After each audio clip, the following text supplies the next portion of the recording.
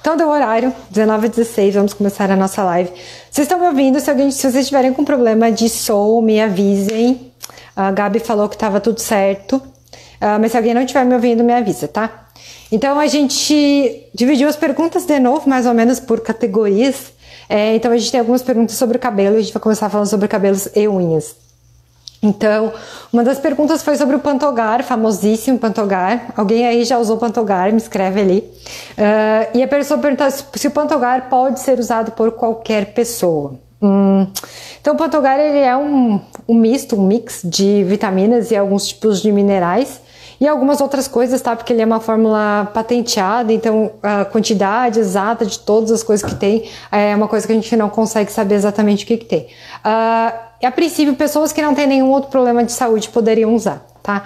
Se a pessoa tem algum problema renal, hepático, enfim, daí talvez a gente precise conversar melhor qual que é o objetivo e fazer coisas mais específicas.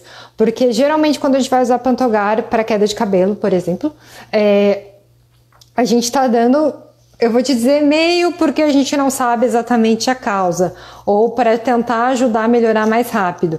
E com certeza tem nutrientes, tem minerais, tem coisas a mais do que precisaria na tua reposição do dia a dia. Então não é todo mundo que pode usar, mas a princípio, se não tem nenhum outro tipo de outros tipos de doença, poderia usar e não teria muito problema. Espironolactona para queda. Eu vou deixar aqui pra gente responder, tá, Daniela? Aguenta aí que eu vou responder. De cabelo, tem... tá, daí ficou como sobrancelha. Deixa eu falar então da espironolactona.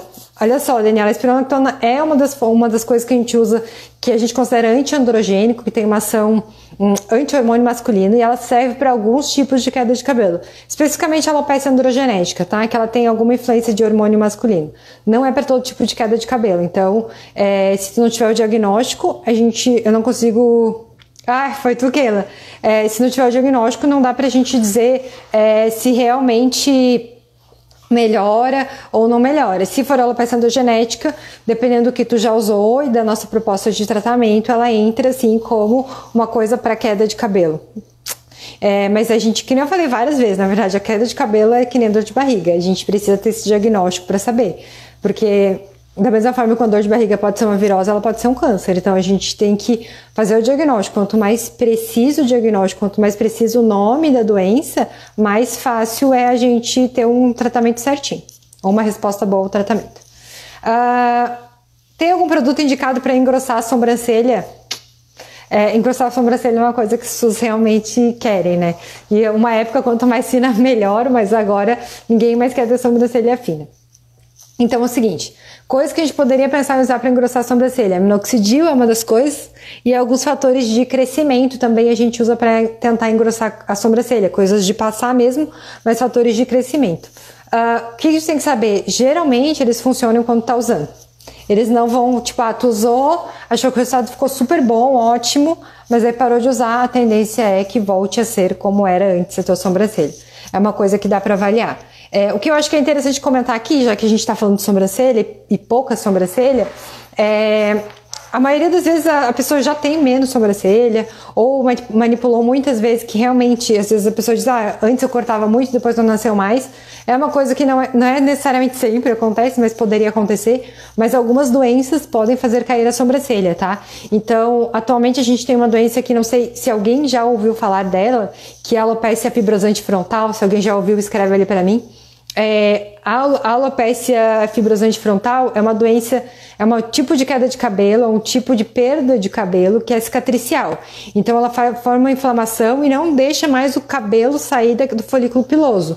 E daí o que acontece? Isso pode afetar a sobrancelha. E às vezes afeta a sobrancelha antes de afetar o cabelo.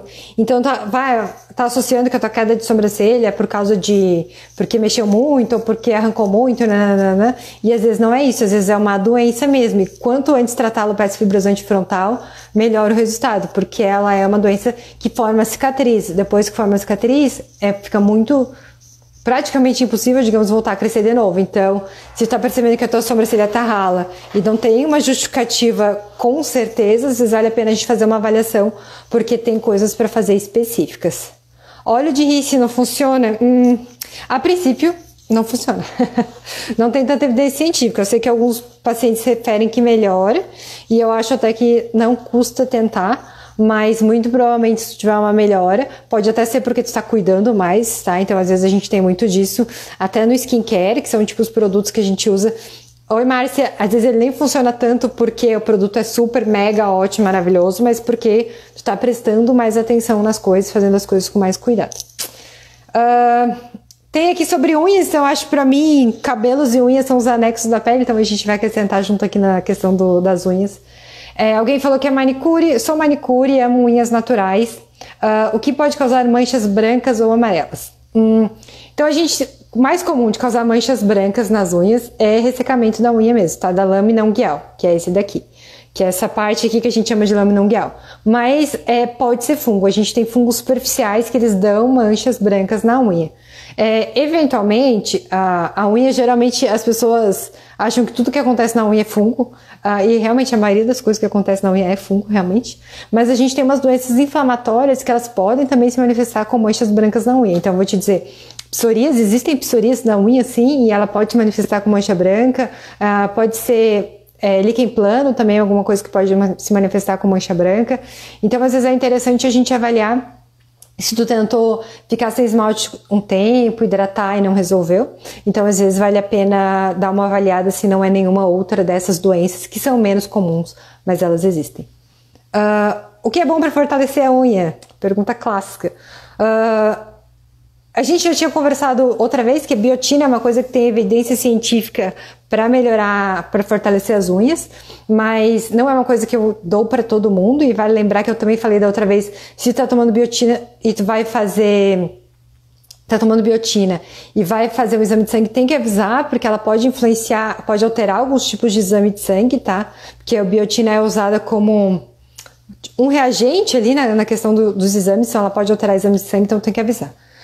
Mas o que eu acho que é mais interessante, às vezes, para a gente cuidar mesmo da nossa unha, é a gente tentar fazer coisas, tipo, tentar preservar ela. Então, quando a gente, para fortalecer a unha, às vezes a pessoa tem a unha fraca cronicamente, começa a usar luva pra fazer as coisas em casa, presta atenção se tá usando acetona, se não tá usando, tenta usar um removedor de esmalte sem acetona, passa hidratante nas suas unhas também, e aí a gente avalia como é que vai ficar. Agora vamos falar sobre a pele. A Cristiane perguntou se o Cicaplast clareia manchas na pele. O Cicaplast é um produto da La Roche que a gente considera um hidratante de barreira. Então, a princípio, ele não é um clareador, ele não tem agentes clareadores nele, tem agente mais calmante, na verdade. Eu adoro o Cicaplast, pra falar a verdade. Não sou patrocinada pela La Roche, mas eu adoro o Cicaplast. Eu acho que ele é bem bom para acalmar a pele. Os pacientes também geralmente gostam. Às vezes eu deixo ele pós-peeling, pós-laser, enfim. Ele pode até tu ter alguma sensação de clareamento se tu tinha algum tipo de irritação, e daí ele ajudar a acalmar. Mas se for mancha mesmo, pigmento, melanina, ele não vai melhorar. Certo? Entendeu, Cristiane? Vamos falar sobre a pele, então. A pessoa falou, dicas de hidratante facial que não obstruam os poros da pele, que hidratem bastante. Não necessariamente que uma coisa seja ao contrário da outra, mas hidratante facial, eu vou dizer, todo mundo precisa usar, igual protetor solar, e da mesma linha que protetor solar, às vezes tu precisa testar...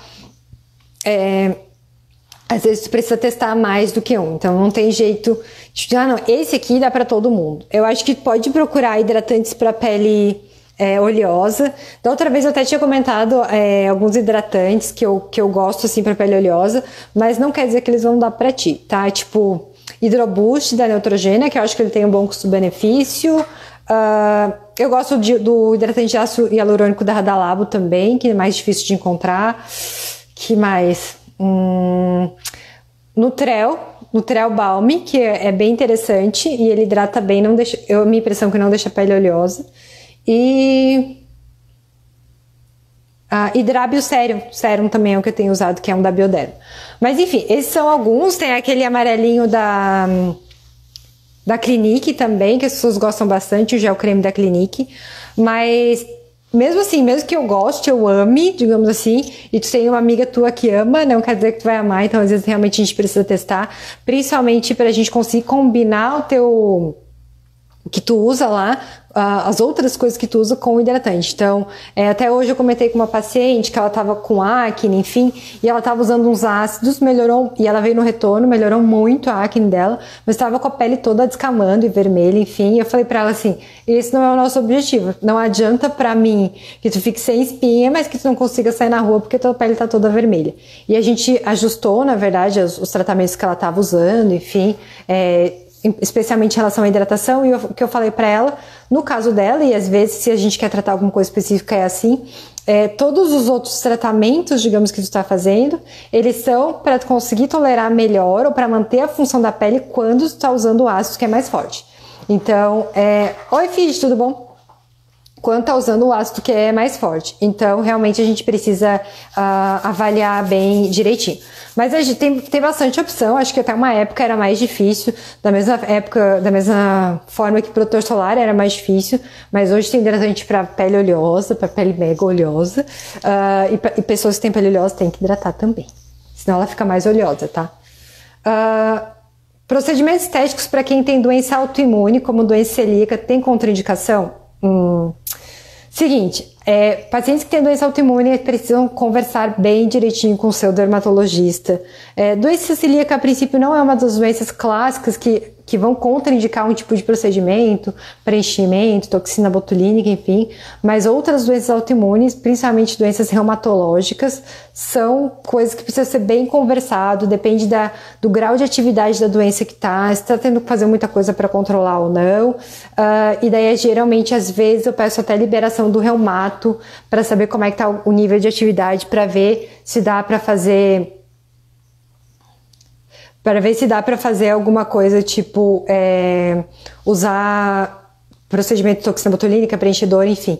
Mas precisa ser bem conversadinho, sabe? Às vezes a gente precisa fazer realmente um tratamento conjunto com o dermatologista e o médico que está seguindo a doença autoimune de base, tá? Mas, a princípio, doença celíaca não é uma coisa que a gente deixa de fazer alguma coisa que o paciente tem doença celíaca, tá?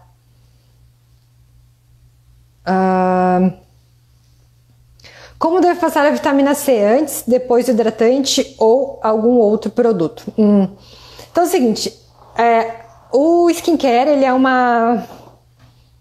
O que eu vou te dizer? Não tem uma regra. Não é para todo mundo a mesma coisa. Então a gente tem até em relação à vitamina C, tipo, a gente tem vários tipos de vitamina C, tem vitamina C que é mais hidratante, tem vitamina C que é mais secativa. Então depende muito do que tu tá usando. A princípio tu poderia passar antes ou passar depois do hidratante, não teria muito problema, mas se tu quiser ter uma direção melhor, seria interessante saber todos os produtos que tu tá usando e qual que é o objetivo do uso do produto. A vitamina C é uma coisa interessante até. Essa semana, pessoal, tipo, eu sou dermatologista, então eu tenho vários grupos de WhatsApp de dermatologistas, e a gente tava falando no grupo da residência, falando sobre vitamina C. E alguém perguntou, a vitamina C, todas as vitaminas C pra ti também dão acne, enfim, tipo, várias pessoas se queixando de acne, piora de espinha com vitamina C, o que é uma coisa que pode acontecer dependendo do veículo que ela está inserida. Mas, por exemplo, para mim nunca aconteceu com nenhum tipo de vitamina C, mas ela tem essa questão individual também, então a vitamina C não dá para todo mundo e depende muito do objetivo, que nem eu falo sobre todas as coisas aqui. Alguém perguntou, e eu até acho que eu já respondi individualmente para essa pessoa, mas eu vou falar aqui para todo mundo saber. A vitamina que eu estou tomando está me dando surto de espinhas, devo parar o tratamento? Então, a vitamina clássica de dar acne é a vitamina B12, tá? Então, a gente, às vezes, repõe com injeção, enfim, e a pessoa tinha até a pele boa, ou nem tinha, ou tinha pouca acne, fez injeção, fez reposição de vitamina B12 e explodiu. Isso é uma coisa que pode acontecer, não é tão incomum, então quando o paciente fala, não tinha nada de espinha, nananana, e ele vem aqui no consultório, uma das coisas que eu sempre pergunto é, está fazendo reposição de vitamina B12? Porque ela pode piorar. O que eu vou dizer? Precisa parar o tratamento? Não necessariamente. O que a gente precisa saber é qual que é a indicação do tratamento. Tava super mega baixa, enfim, tava tendo sintoma de vitamina B12 baixa, não tava tendo sintoma, ou ela tava até no limite da normalidade, mas tava mais para baixo, e o outro médico resolveu repor, então depende se tratar ou não. Mas se precisa parar ou não, mas precisa tratar. Principalmente se as lesões forem inflamatórias, porque mesmo ela sendo associada à vitamina B12, ela pode te deixar com cicatriz, pode deixar com mancha, todas essas outras coisas. Então, é uma coisa que pode acontecer. Alguém já teve problema com a vitamina B12? É uma coisa que é bem relativamente comum mesmo, e até algumas outras coisas também que podem dar acne, além de tudo que a gente já sabe, digamos, alimentação, estresse, maquiagem, questão hormonal, um monte de coisa pode dar acne, mas além de tudo isso, alguns tipos de vitaminas, suplemento alimentar e alguns tipos de medicação também podem dar acne. Por isso que é tão comum a acne, porque está relacionada com muitas coisas. Como os ácidos funcionam na nossa pele? Eles que deixam a pele ficar lisinha? Essa é uma pergunta bem complicada, porque ácido, a gente, até aqui no consultório, digamos assim, eu falo, vamos usar esse ácido, vamos usar aquele ácido, mas ácido pode ser usado para várias coisas, né, digamos assim. A maioria do que a gente diz que é ácido, ele vai ter a função, na verdade, de deixar a tua pele realmente mais fininha, ou de acelerar esse processo de renovação celular. Obrigada, Luana. De acelerar esse processo de renovação celular, então ela vai ficar mais fininha. Mas ácidos, ele é uma coisa que às vezes a gente fala ácido e nem necessariamente é ácido, às vezes é um clareador, enfim. Então depende muito de qual que é o tipo e eles vão funcionar às vezes de maneiras diferentes, certo? Obrigada por elogiar meu batom. Né? Já que a gente nunca usa batom mais, então só pelo menos na live vamos usar batom. Eu vou responder as perguntas, tá? Eu só vou terminar de responder as que as pessoas fizeram e depois eu vou responder as que as pessoas colocaram. Apareceram algumas manchas marrons no meu rosto, que pode ser? Várias coisas, milhões de coisas. Se for olhar, a dermatologia, ela é parece, tipo, às vezes as pessoas falam, eu vou te dizer que isso é uma coisa até médica, tá? De colegas, tipo, que já falaram pra mim, assim, tu era tão inteligente pra fazer dermatologia, tipo assim, como se dermatologia fosse uma coisa super fácil, tá? Na verdade, dermatologia é uma das residências mais difíceis de entrar. Mas assim, o que acontece? A dermatologia é uma das especialidades médicas, né? Junto, digamos assim, especialidades médicas são cardiologia, gastro, psiquiatra, enfim, que mais tem CID, que tem mais número de doenças. Então, tipo, que apareceu uma mancha marrom no meu rosto. O que pode ser? Pode ser, tipo, muitas coisas, milhares de coisas. Milhares não, mas dezenas de coisas com certeza. O mais comum, a gente poderia dizer, são ceratoses seborreicas, são melanoses solares, que tem a ver um pouco com a idade e um pouco com a exposição solar. Mas sem avaliar, eu não consigo dizer exatamente se é uma coisa que a gente precisa fazer tratamento específico ou se a gente vai tratar porque incomoda esteticamente, enfim, ou se a gente só vai olhar ali e tranquilizar. Então a gente precisa avaliar melhor. Posso usar niacinamida antes dos ácidos e ácido glicólico e azelaico juntos? A niacinamida ela é um produto que é super usado, na verdade. Se tu for ver... Oi, Júlia, tudo bom? Se for ver, na verdade, a niacinamida ela tá junto com vários ácidos em vários produtos de skincare, porque ela é bem polivalente, ela tem uma ação para acne, ela hidrata, ela tem uma ação anti-idade, enfim. Então ela tá sempre é comum ela tá junto com várias coisas. Existe uma lenda que a niacinamida não poderia ser usada com vitamina C, porque um interferia no outro, um eliminava tipo a função do outro, enfim. Mas hoje sabe que isso não é verdade, que pode ser usado junto. E a princípio não tem muito assim outros ácidos que ela não poderia usar. E ácido glicólico e azelaico também poderia ser usado junto. O que eu acho? Vai usar um atrás do outro? Dá para usar, digamos assim, vou usar, por exemplo, um gel de limpeza que tem ácido glicólico e daí depois eu vou usar ácido azelaico, ou vou usar um tônico que tem ácido glicólico, depois vou usar ácido azelaico, tudo isso... Oi, Deise, tudo bom? Então, tudo isso poderia ser feito, eu só acho que talvez tu usar o ácido glicólico, tipo sérum, e depois um ácido azelaico gel, talvez fique muita coisa, dependendo de como é a tua pele. Então, mas dá para usar os dois juntos a princípio e não tem problema maior nenhum. Vamos ver as perguntas aqui. Deixa eu ver.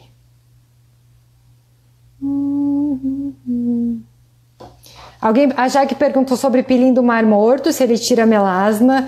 Melasma é uma coisa, é uma desgraça total. Não tem nada que tira melasma, tá? O melasma é uma coisa que é crônica. Eu falo ao paciente, quando ele vem aqui, a gente faz diagnóstico melásico, que melasma é tipo pressão alta, digamos assim. Então, uma vez que tu começou o tratamento, a gente consegue controlar, mas se tu parar de tomar o remédio, ela vai voltar a aparecer. Então, não tem nada que tire exatamente. A gente tem procedimentos para melasma, a gente tem várias coisas que a gente faz para melasma, mas o tratamento principal é proteção solar e as coisas que tu passa em casa. Sim, a gente faz peeling, essa é uma opção, a gente faz laser, faz microagulhamento, faz MMP, toma medicação via oral, enfim, faz o escambau para o melasma, porque o melasma incomoda muita gente e ele é difícil de tratar, mas se alguém te falar alguma vez que vai fazer isso e vai curar o teu melasma, coloca 3 pés atrás, porque não existe cura para o melasma. Então, por enquanto, né? Provavelmente deve ter alguma indústria super atrás, porque o dia que descobrirem é igual a cura da calvície, né? O negócio vai explodir. Mas eu até falo para os pacientes isso, porque geralmente são mulheres, né? O melasma é bem mais comum em mulheres que em homens. Quando eles vêm, eu falo bastante, tipo, já percebeu que na rua tem várias mulheres que também têm melasma? Então é porque não é tão fácil de tratar. O melasma é uma mudança de estilo de vida para tratar. Eu acho que eu tenho tipo respostas super boas para pacientes que usam melasma, mas são que fazem tratamento comigo, mas eu percebo que as que melhoram são as que tipo incorporam o tratamento do melasma, e não uma coisa que tu vai fazer um final de semana e vai resolver todos os teus problemas. Vamos ver. A Losec. A Regiane falou que a pele está cada dia melhor. Vamos ver. Eu não sei o que é a Losec. Vou olhar. Alfa-estradiol. Sim. Sim, tipo, o alfa-estradiol realmente não tem essa questão do minoxidil, que é relativamente comum e é bem chato, e as mulheres reclamam muito, que tu passa minoxidil mesmo que tu fique só no cabelo, ou tu fique só na sobrancelha, digamos assim, que pode nascer pelos em outros locais. Isso pode acontecer mesmo. Que eu vou te dizer? O alfa-estradiol tópico, que é o Alosec, não tem tanta evidência científica que nem minoxidil. Então, por isso que é muito difícil a gente ficar só nele, sem associar minoxidil junto, sabe? Então essa é uma coisa meio complicada. Não, vamos trocar. Então teria que avaliar realmente se é possível ou não. O Mário perguntou sobre foliculite de couro cabeludo recorrente, o que usar? Depende. Estou falando, eu não sei exatamente o que tu considera foliculite de couro cabeludo. Então a gente tem foliculite de nuca, por exemplo, que às vezes é bem grave, a gente precisa tomar medicação via oral, precisa usar isotretinoína, precisa ciclos longos de antibiótico. Às vezes um shampoo ajuda, mas para eu te dizer o que é melhor e tal, a gente realmente precisa avaliar. A gente às vezes usa antibiótico tópico, antibiótico de passar, usa shampoo, mas daí depende mesmo do grau que ela tá. A Márcia perguntou se babosa é bom pra pele. A babosa, ela é um hidratante, tá? Então, tipo, ela é boa para hidratar. E às vezes para cicatrizar também, ela é interessante. Tem alguns estudos de tratamento de queimadura com babosa, enfim. E daí, tipo, isso é bom pra pele, na verdade. Hidratar é bom, hidratar é ótimo. Mas a gente tem que ver, como eu falei várias vezes, pra gente saber se é bom ou ruim, a gente tem que saber qual que é o nosso objetivo. Então, tipo, um restaurante pode ser bom ou ruim, dependendo do que tu estava esperando receber lá. Vamos ver. É normal o minoxidil da coceira? A Camila perguntou. Não é que seja normal. Tipo, se ele tá dando coceira, provavelmente tem alguma coisa errada, tá? Porque, então, como o minoxidil eu falei, é uma coisa meio crônica, então precisa avaliar bem certinho se ele não tá causando algum tipo de irritação, e não é incomum ter irritação. Geralmente não é um minoxidil propriamente dito, o princípio ativo, mas coisas que vão junto com o minoxidil, tá? E daí sim que é relativamente comum ter coceira. Eu te digo que é comum, ele não é normal, porque o normal é tu não sentir nada. O normal é ficar com o cabelo duro quando tu passa minoxidil. Mas se não sentir nada, tipo de coceira, essas coisas assim. Então, se você está sentindo coceira, talvez tenha que revisar o seu tratamento. A Fid perguntou sobre as pesquisas de chá verde nas alopécias. Fid, eu não li nada sobre isso recentemente, mas se tu puder, tu volta aqui na semana que vem, eu vou dar uma lida sobre isso pra gente ver melhor, e daí eu posso falar pra ti. Se ninguém tem mais nenhuma pergunta, eu não sei se vocês viram que eu tinha colocado esse negócio, esse artigo aqui que eu estava lendo, que é um artigo que eu queria comentar, na verdade, eu queria fazer... Ou será que eu comento nos stories? Alguém leu esse artigo aqui? Ou viu que eu estava lendo esse artigo? Eu vou comentar aqui, porque eu falei nos stories que eu ia comentar aqui, então eu vou comentar. Esse é um artigo que o título é assim, os procedimentos cosméticos podem ser... me manda, Fiji. Podem ser comparados à medicação antidepressiva na melhora da qualidade de vida? Esse é esse estudo. Esse é um estudo que foi publicado na revista Facial Plastic Surgery, que é uma revista de cirurgia plástica. E daí a ideia dele era revisar a literatura. Então, não sei se alguém aqui é mais médico, assim, ou engenheiro, enfim, algumas coisas assim. A gente tem literaturas médicas, revistas específicas, enfim, que tem essas coisas. Então, eles fizeram essa revisão dessa database, de onde tem as coisas médicas, de estudos, de relatos de caso, enfim, de todas essas coisas, comparando o score de qualidade de vida, que é um score chamado SF36, que é um score validado, tá? Então, é um questionário que os pacientes fazem antes, e daí a pessoa faz o tratamento, que seja antidepressivo ou que seja um procedimento cosmético, e daí foi avaliar o quanto que isso melhorava a qualidade de vida das pessoas, né? Pelo aumento, pela melhora da pontuação nesse score. Então, a maioria das pessoas respondeu ali que realmente melhora a qualidade de vida dos procedimentos estéticos, poderiam melhorar. E eu realmente acho que melhora. E eu vou contar uma história pra vocês. Depois eu vou falar do artigo, mas eu vou contar uma história pra vocês bem interessante. Que eu já falei algumas vezes, mas eu vou falar. Se alguém não viu, eu vou falar de novo. Quando eu tava fazendo medicina, e a minha mãe falava, sei lá, na metade da faculdade, ali no 3º ano, ai, filha, vai fazer dermato pra cuidar da mãe, enfim, nananana. Então, acho que se alguém já conhece alguém que faz medicina, essa é uma coisa, vai fazer plástico, vai fazer dermato, enfim. Daí eu falava pra minha mãe assim, mãe, então acho que eu vou fazer 6 anos de medicina pra fazer dermatologia. Aí queimei minha língua, né? Mas enfim, aí eu não queria fazer dermato, quando eu entrei na faculdade, eu queria fazer neurocirurgia, que é o top, que eu acho maravilhoso, mas não combina comigo. E daí o que aconteceu? Quando eu tava no internato, que são os últimos 2 anos da faculdade, a gente tem mais contato com o paciente, eu acabei ficando com pacientes, que ficaram comigo na internação, uma criança com epidermólise bolhosa, que é uma coisa que o dermatologista que trata, e daí eu peguei um paciente que teve uma síndrome de Stevens-Johnson, que é uma relação medicamentosa à pele, que são coisas assim super legais, que o clínico normalmente não sabe tratar, e é uma coisa que é o dermatologista que trata, sabe?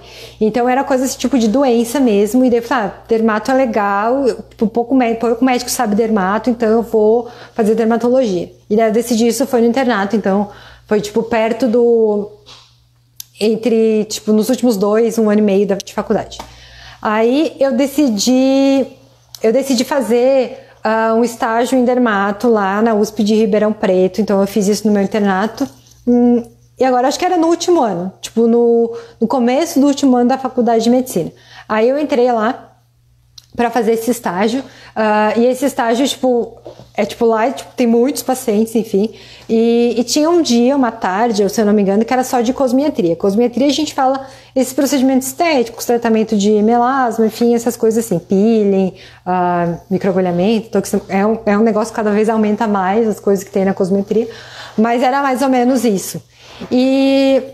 E daí eu, tava com essa ideia, não, vou fazer dermato pra tratar doença, entendeu? Vou tratar doença, que os médicos gerais, clínicos, geralmente a gente não tem muita dermato na faculdade mesmo, então, por isso que geralmente, realmente, os clínicos saem meio deficientes em dermato.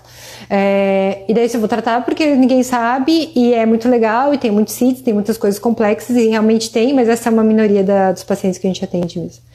E daí o que acontece? Tinha esse ali, e daí eu comecei a acompanhar a cosmetria ali e tal. E o que eu vi é que, realmente os pacientes melhoravam muito, de autoestima e de qualidade de vida. Então, eles se sentiam melhor com eles mesmos. Às vezes é uma coisa que não necessariamente eles precisavam fazer um procedimento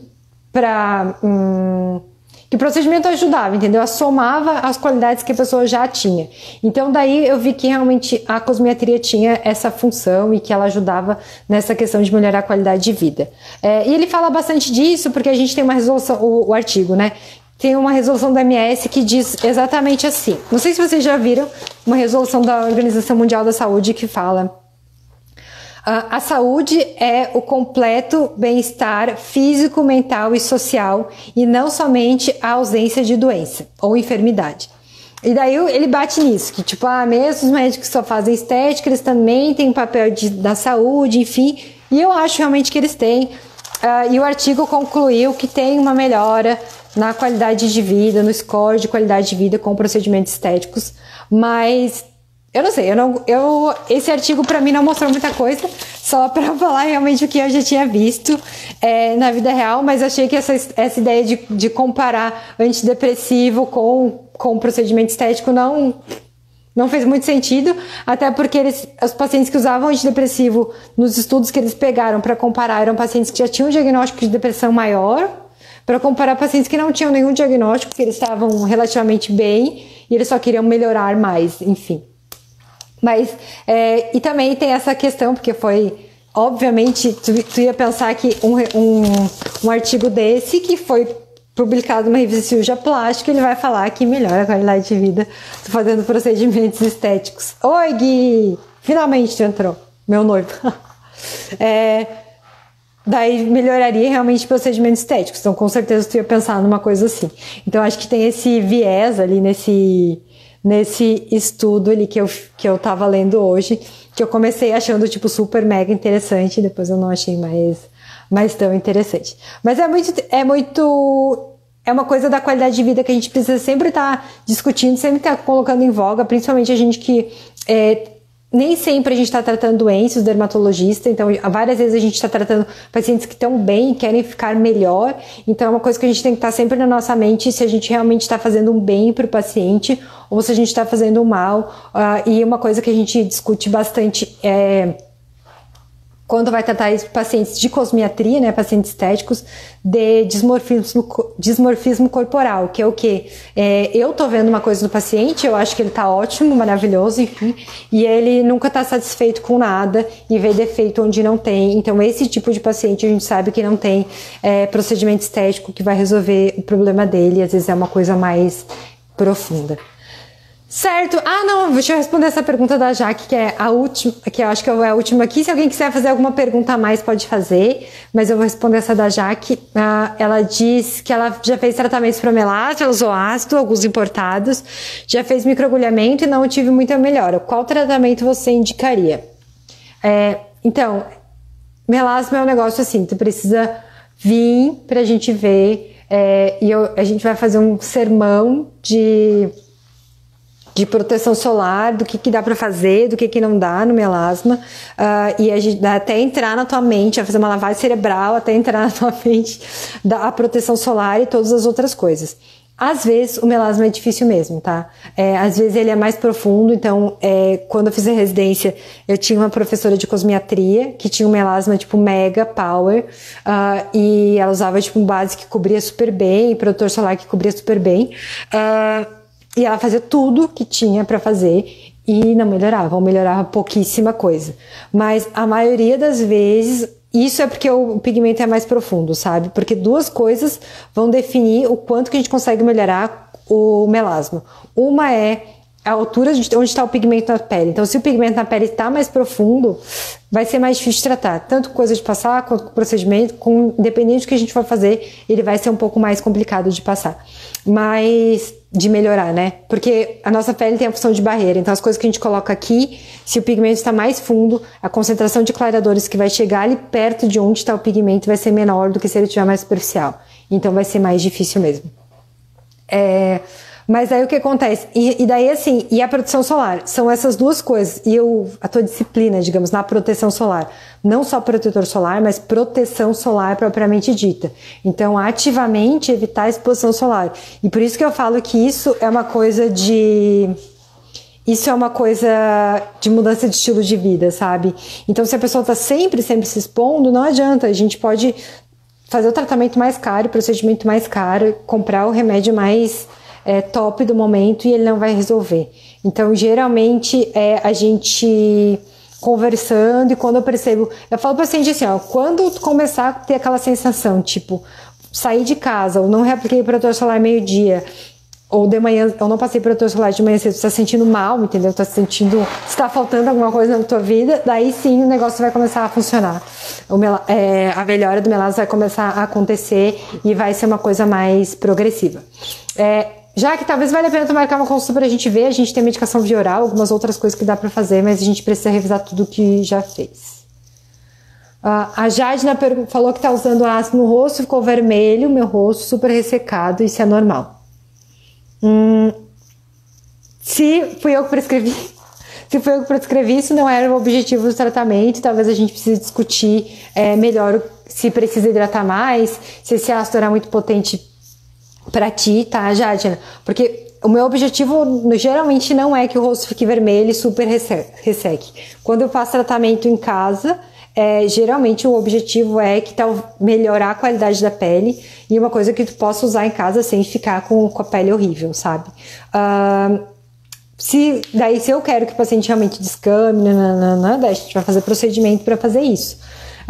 Então não é tipo super normal, pode ser uma dermatite de contato irritativa pelo ácido, e daí a gente realmente precisa avaliar se é isso ou não. A outra já que perguntou, o que você acha do dermaplaning, aquele procedimento que remove as camadas das células mortas com bisturi? Eu acho que ele é bem interessante, na verdade, tá? Eu só não conheço ninguém que faz e acho que pra fazer em casa sozinho não é uma boa ideia. Mas eu acho que ele é interessante, realmente às vezes a gente fica com camadas mais grossas na pele e essa é uma coisa que acontece também no envelhecimento, que ela vai ficando mais opaca e fica difícil de tirar.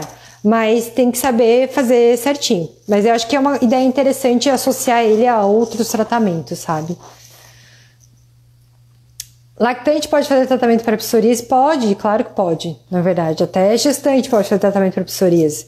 E se está incomodando, tem que tratar mesmo. Porque pior coisa é tipo, tá tendo com filho pequeno, tendo que amamentar e ainda tá com uma lesão de psoríase. Creastin é melhor que minoxidil?